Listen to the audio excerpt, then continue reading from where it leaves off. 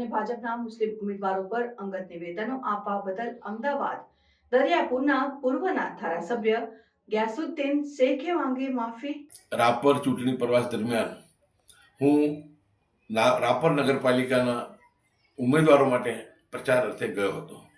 તેવા સમયે મારા ભાષણ દરમિયાન મેં રાજકીય અવલોકન કરતાં કરતાં મારાથી અંગત કોઈની લાગણી દુભાય કે કોઈને ઠેસ પહોંચે એવો જે શબ્દોનો જે ઇસ્તેમાલ થઈ ગયો એ બાબતે હું ખૂબ દિલગીરી વ્યક્ત કરું છું, ખૂબ એના માટે હું દુઃખ વ્યક્ત કરું છું। અને હું શ્રી વિરેન્દ્રસિંહ જાડેજા તથા સદનસીબે ત્યાંના જે ઉમેદવાર છે, જે સૈયદ સાદાત છે, એમને જે એમને મારાથી કોઈ ઠેસ પહોંચી હોય કે એમની લાગણી દુભાઈ હોય તો એમની કે એમના સમાજની તમામની હું માફી ચાહું છું।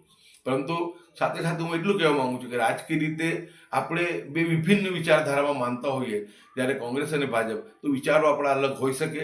આપણે એકબીજાની સામે જે આપણી માન્યતા હોય, જે આપણી વિચારશ્રેણી હોય, પ્રમાણે આપણે વાસ્તવિક સ્થિતિને જોતા આપણે પ્રસાર કરી શકીએ, પરંતુ કોઈની સાથે પણ કે કોઈની સામે પણ આપણે અંગત રીતે કોઈને ટાર્ગેટ ના કરી શકીએ।